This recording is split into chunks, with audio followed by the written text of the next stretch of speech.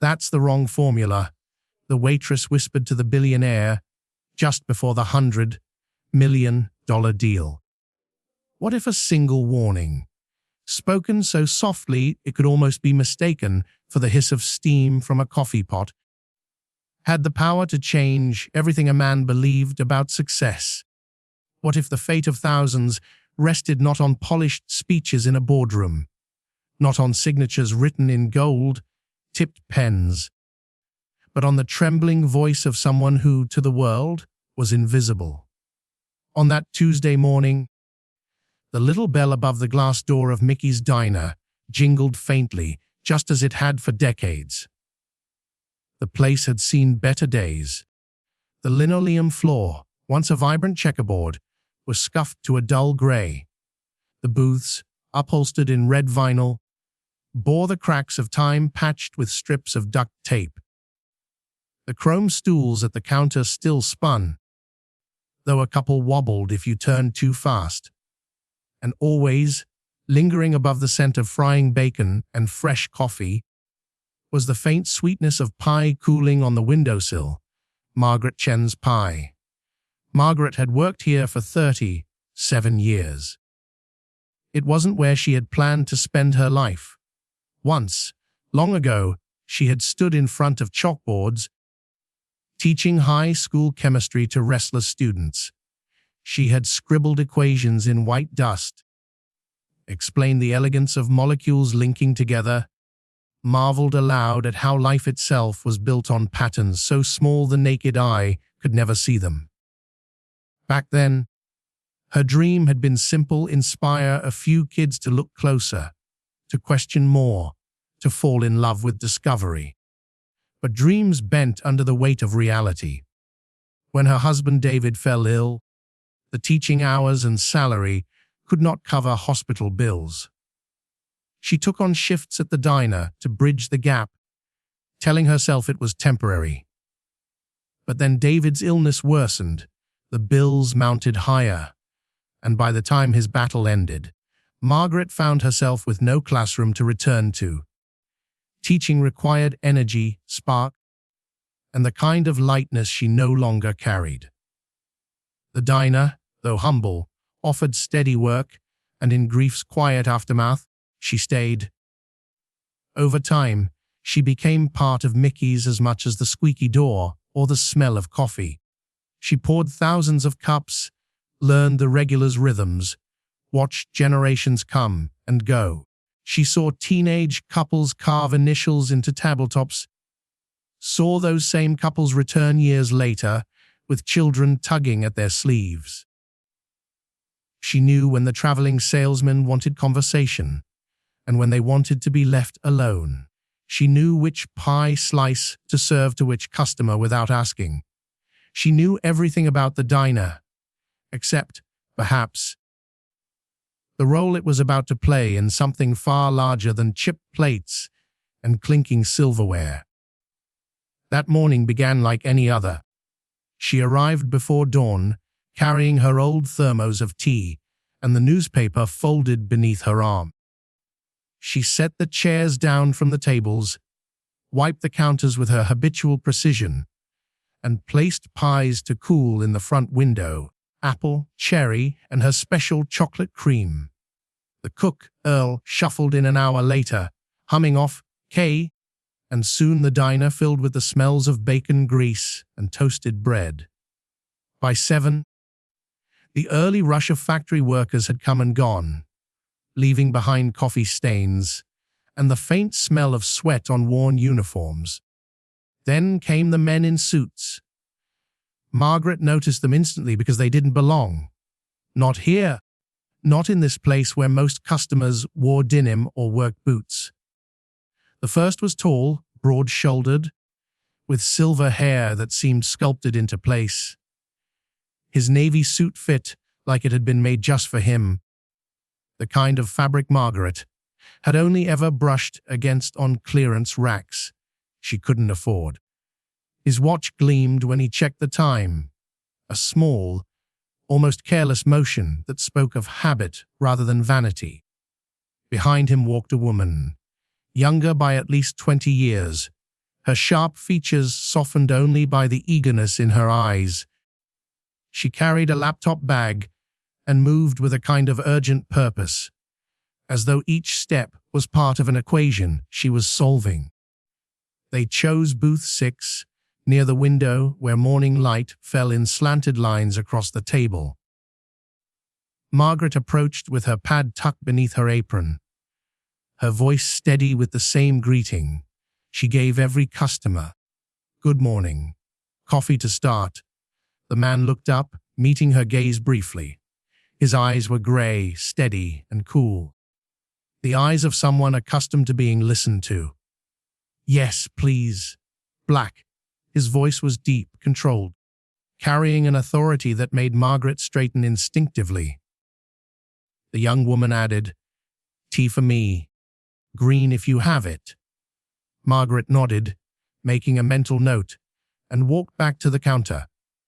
As she filled the coffee pot, she heard Earl mutter from the kitchen, "Big shots, ha!" Margaret only smiled faintly. She had seen plenty of big shots come through, though usually they were politicians passing through on campaign trails, or real estate men boasting about their latest developments. But there was something different about this man. Something in the way the younger woman deferred to him. In the way he spread his papers neatly on the table, as though the diner were merely an extension of his office. She returned with the drinks, setting them down carefully. That was when she caught a glimpse of the notepad he had drawn toward him. Scribbles, numbers, shapes, chemical structures. Her heart gave a small, startled jolt. It wasn't every day she saw the language of molecules here at Mickey's. She tried not to linger, but old instincts stirred in her mind, the teacher within her rising briefly from dormancy. "Thank you," the man said without looking up. Margaret inclined her head and retreated to give them privacy. Yet her eyes, trained over years of habit, could not help but flick back again and again. The symbols tugged at her memory. A chain of carbon atoms branching in a certain way. A ring structure, oddly familiar. It was like hearing a melody you hadn't listened to in years, but still recognized instantly. And then it hit her. Her chest tightened, the tray trembling slightly in her hands. She had seen this before. Something almost identical. In the medical files she had studied night after night, desperate to understand what had happened to David. His death had not been sudden. It had been a slow decline, a betrayal of hope. They had told him the trial drug was safe, revolutionary even, a compound that promised to give him back the strength his body was losing. At first, it seemed true. For months he improved, smiling, walking with renewed vigor. Then the side effects crept in, subtle at first. Sleeplessness, a faint tremor. By the time doctors realized the compound's deeper flaw, it was too late. His heart gave out quietly one evening, leaving Margaret with questions no one answered. She had begged doctors to explain, but their words were wrapped in evasions, clinical terms that felt like walls rather than bridges. So she had taken his files home and pored over them herself. Line after line of data, chemical structures that blurred her vision, clinical notes scribbled in the margins. She wasn't a research scientist, but she knew enough chemistry to see the danger. The compound's arrangement, so elegant on paper, carried within it a hidden fault, like a crack in glass invisible until it shattered. And now, here it was again. Or close enough that her stomach churned. The man in the suit leaned back, nodding as the young woman presented results from her laptop. Margaret caught fragments of their conversation as she passed by with the coffee pot. 18 months, no adverse effects, projected approval timeline, numbers, deadlines, promises. Her ears strained unconsciously, each word sharpening the memory of David's final months. She pressed the pot back onto its burner, her knuckles white, her mind warred with itself. She was just a waitress. Who would believe her? What right did she have to interrupt? But then she remembered David's hand gripping hers in the hospital, his voice thin but resolute. "Promise me you'll speak up when it matters." Margaret looked at the man again. Richard Caldwell. The name surfaced in her memory like something half forgotten but undeniable. Caldwell Pharmaceuticals. She had read about him in the paper once or twice. The self-made magnate, hailed as a visionary. The article had painted him as a pioneer of accessible medicine, though she recalled another piece years later, criticizing him for prioritizing mergers and shareholder profits over patients. Was this who he truly was? She studied him now, the set of his jaw, the way his eyes flicked over each paper with practiced efficiency. A man used to control. A man used to being right. Her heart pounded as she dried her hands on her apron. She couldn't let it pass. Not this time. Not when she recognized the shadow of what had stolen David. She lingered near their booth again, refilling the woman's tea, her eyes drawn unwillingly to the page. Yes, there it was, the arrangement that had haunted her for years. The carbon rings, the branching chain. A slight modification, perhaps, but the essence remained. The words pressed against her lips. Desperate to escape, she swallowed hard, forcing them down. Her throat burned. No, she told herself. Stay quiet. You'll only sound foolish. But even as she turned away, her mind screamed with the memory of David's pleading eyes. She saw him again in the hospital bed, pale, his breath shallow. She remembered how he had said, with what strength remained, "You always see what others miss. Don't let them silence you." Margaret's fingers gripped the edge of the counter, her body trembling. She looked around the diner. A truck driver sat at the counter reading the paper. Two teenage girls giggled over milkshakes in the corner. Earl banged pans in the kitchen. Life went on as usual. No one knew that at table 6, words were being written that could decide the fate of countless lives. She inhaled deeply, steadying herself. The decision formed, heavy and irreversible. She would speak. She would break her silence, even if it made her look foolish, even if they dismissed her as nothing more than an old waitress. Because she would not, let David's story repeat itself. Margaret's decision was made the moment her lips parted, though her voice came out softer than she intended, almost like a secret escaping before it could be hidden again. That's the wrong formula.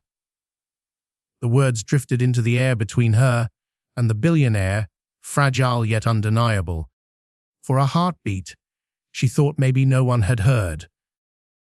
The chatter from the counter, the hiss of the griddle, the clink of silverware, all of it nearly drowned her out.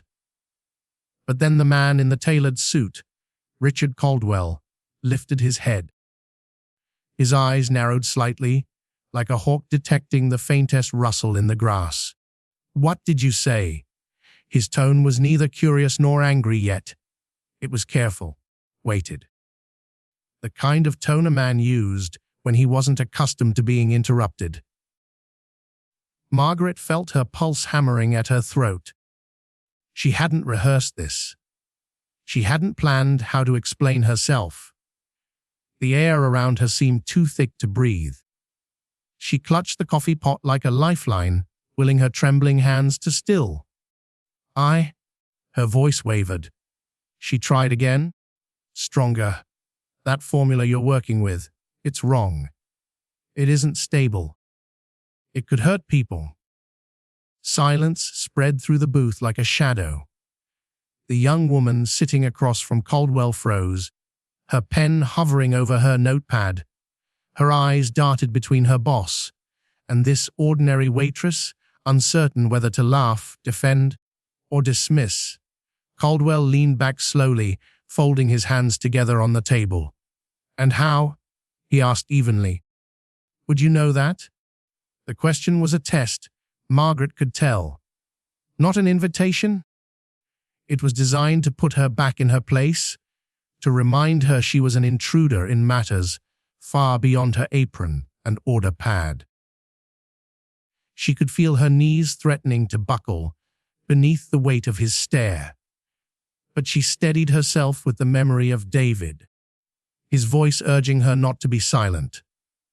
"I used to teach chemistry," she said, her words gaining strength as she spoke. "High school, mostly. But I know what I'm looking at. I've studied compounds like that one. My husband was given something almost identical in a clinical trial. It was supposed to save him. Instead, it destroyed him." The young woman blinked, her lips parting as though to protest. But Caldwell raised one hand slightly, a gesture that silenced without effort. His eyes never left Margaret's face. "Your husband," he repeated. The words were quiet, but beneath them lay an edge sharp enough to cut. "And you're suggesting this compound, one my company has spent years refining, is dangerous because of your personal tragedy." Margaret felt the sting of his skepticism, but she forced herself not to look away. "Not just because of that," she said, "because I've seen the data. I've seen how it behaves in the body. You're looking at it on paper, at projected outcomes and trials that haven't run their full course. But I've watched what happens when the flaw shows itself. Doesn't happen right away. That's what makes it so insidious. For months, it seems miraculous. People believe they're cured. They start living again, but slowly, quietly, it unravels them. And by the time you realize, it's too late." Her voice cracked slightly at the end, the weight of memory breaking through. She swallowed hard, straightening. "Please. Don't dismiss this because I'm just a waitress. Look again.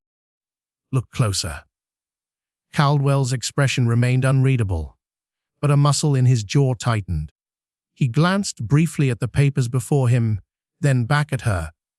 "You're very bold," he said finally, "and very sure of yourself for someone without credentials." The words were meant as dismissal, but Margaret caught something else beneath them. Hesitation, however fleeting. He was a man who had built his empire on numbers, projections, assurances. He had no use for doubt. And yet, her words had placed a small, sharp stone of uncertainty in his shoe. The young woman, perhaps sensing his pause, leaned forward. "Mr. Caldwell, this is absurd. She doesn't know the work we've done, the safeguards in place." "Enough, Claire," he interrupted softly, not looking at her. His eyes were still locked on Margaret. Margaret's breath hitched. She wasn't sure whether she had just been given a lifeline or thrown into deeper water. She clutched the pot closer, her palms slick with nervous sweat. Caldwell spoke again, his tone measured. "Tell me, Margaret. Was it Margaret?" As she nodded mutely. "Tell me, Margaret.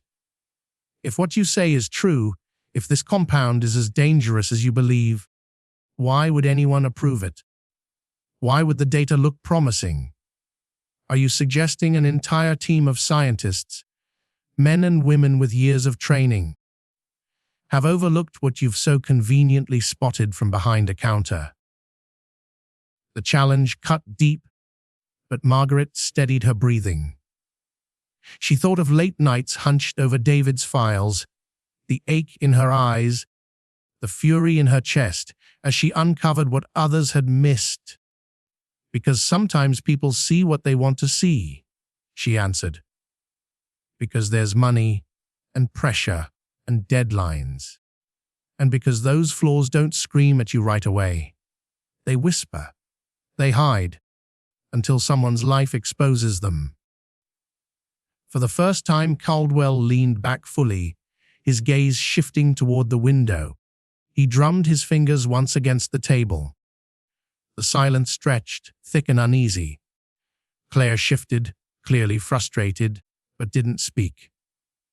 Finally, Caldwell exhaled slowly, turning his eyes back to Margaret. "You've said your piece." His voice was quieter now, though no less commanding.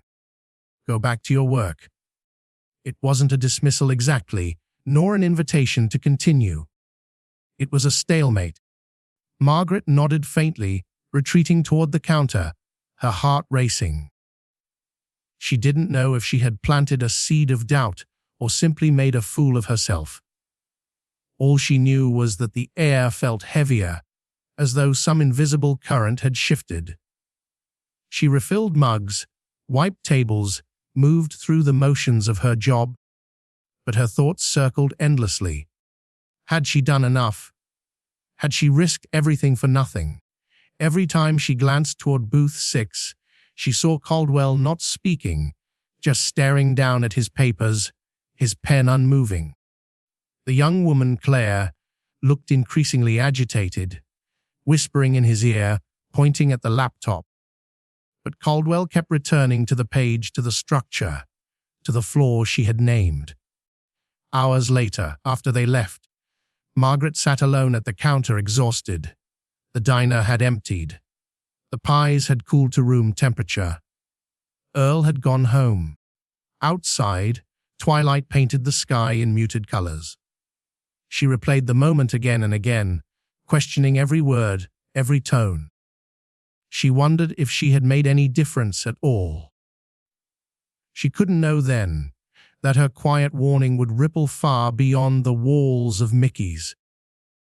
She couldn't know that in the days to come, Caldwell would find himself unable to shake her words, that they would echo in his thoughts during board meetings, haunt him in sleepless nights, and force him to confront not only the science of his empire, but the morality of it. For Margaret, all she carried home that night was the ache of David's absence and the faint, fragile hope that maybe, just maybe, she had honored his last request, to speak when it mattered most. 6 months had passed, and the rhythm of Margaret's life at Mickey's had fallen back into its familiar hum. The diner still smelled of bacon grease and strong coffee every morning, and the booths still bore the same stains and scuffs that had been there for decades. The regulars came and went with predictable chatter. Truckers swapping road stories, retired teachers trading gossip, tired nurses winding down after night shifts. For the world at large, nothing had changed. But inside Margaret, something was different. Something had been unsettled the day she spoke up, and though she tried to bury it beneath plates of hash browns and pots of coffee, it lingered. Every time the door jingled open, she half expected to see Richard Caldwell again, sitting in booth 6 with his papers spread wide, the weight of his empire pressed into neat lines of ink. But he didn't come back. Not for weeks. Not for months. She told herself she had imagined the hesitation in his eyes, the way he'd studied her words as if they weren't entirely foolish. She told herself that men like him didn't listen to women like her. And yet, when she lay awake at night, she wondered. Then one late afternoon, as the diner bathed in the warm, low light of the setting sun, the silver Bentley pulled into the parking lot. The car was too pristine for this side of town, its polish catching the fading rays as though it had driven straight out of another world. Margaret's hand froze on the coffee pot. Her breath caught. After half a year of silence, there he was. Richard stepped out of the car, his figure as sharply cut as before, but his face different. Softer somehow, less like stone. He opened the passenger door, and a young woman emerged. She wasn't dressed like the polished executives Margaret was used to seeing in his company. There was a simplicity about her, a plainness that carried its own kind of grace. She had kind eyes that seemed to take in everything at once. When the bell jingled, Margaret turned automatically, her voice catching before it found its steady diner tone. "Table for two." Richard smiled faintly.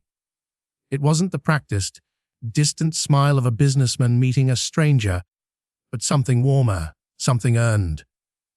"If table 6 is free," he said. Margaret's knees went weak at the familiarity of it. Of course it was free. It always seemed to be waiting for him. She led them over, set down menus though she doubted they'd be needed, and poured their coffees with hands that trembled ever so slightly. "Margaret," Richard said, his voice quieter now, less commanding than she remembered. "This is my daughter, Sarah." The young woman extended her hand, and Margaret wiped her own hastily on her apron before shaking it. Sarah's grip was firm but warm. "Dad's told me about you," she said. "How you spoke up when no one else would. He says we owe you more than we can ever repay." And Margaret blinked, caught between disbelief and a rising tide of emotion. "I just said what I knew. I wasn't sure anyone even listened." "Oh, I listened," Richard said, leaning back in the booth. "More than you realize." He pulled a folder from his briefcase, not of contracts or formulas this time, but letters, dozens of them. He spread them across the table, their paper catching the golden light. Margaret leaned closer, her breath quickening as she read the words. They weren't data or reports. They were thank yous. Letters from patients, from families, from people whose lives had been touched by the decision not to rush forward. "We extended the trials," Richard explained, "just as you suggested, and the flaw revealed itself. You were right, Margaret. Deadly right. If we had moved ahead as planned, we would have put thousands at risk. Maybe millions." Margaret's throat tightened, tears burning at the corners of her eyes. She reached out, brushing her fingers across the stack of letters, as though they were fragile. "So you stopped it?" "We didn't just stop it," Richard said. "We rebuilt it. We took the time, the care. Eleanor, Dr. Rodriguez, you remember her? She fought me at first, but she came around. She led the effort to redesign the compound, to make it safe. It cost us everything we had lined up. The Bright Star deal collapsed. Investors threatened to walk. For months, the board was ready to tear me apart. But then the new results came in. Clear, strong, undeniable. We have something real now, something safe. And it's because of you." Margaret shook her head, overwhelmed. "Because of me?" "I didn't. I'm just a waitress. I only." "You spoke," Sarah interrupted gently. "That's all it took. You spoke when no one else dared. And it changed the course of everything." Margaret's tears spilled freely now. For 20 years she had carried David's death like a stone pressed into her chest, heavy and senseless. For 20 years she had wondered if she should have done more, said more, fought harder. And now, somehow, his loss had protected others. His story had mattered after all. Elena appeared then, stepping into the diner with a folder tucked under her arm. Margaret recognized her instantly, though she looked different. Less guarded, less polished, more human somehow. She approached the booth with a small, respectful smile. "I thought you'd want to know," Elena said, sliding into the seat beside Sarah. "We published the findings with Dr. Morrison. He remembered you, Margaret. He made sure David's case was central to the study.